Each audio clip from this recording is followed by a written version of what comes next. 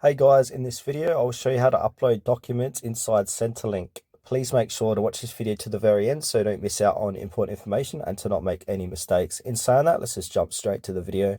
Alright guys, on your mobile device, open up your Centrelink app as you normally would. Make sure to sign in. Now I need to put in my 4-digit PIN code to sign in, so I'm going to do that now and then click on sign in.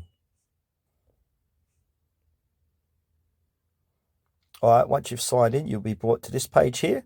So to upload documents, it might be under frequently used here, but if it isn't here, what you want to do is click onto more. It should be bottom right hand corner of your screen. And then scroll down and then click on upload documents. And then click on upload document here.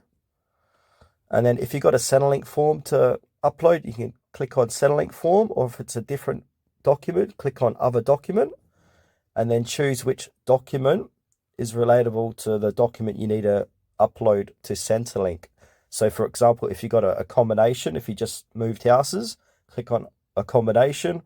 Or if it's a employment document, click on employment. If it's a pay slip, click on pay slip to send to Centrelink. So I'll just do a quick demonstration. So if I click on pay slip, click on next. And then what you want to do is upload a photo or upload a document of that payslip to submit. All right, that's it for this video, guys. Thanks for watching to the very end. Please consider to like this video and subscribe to our channel if you found it was helpful.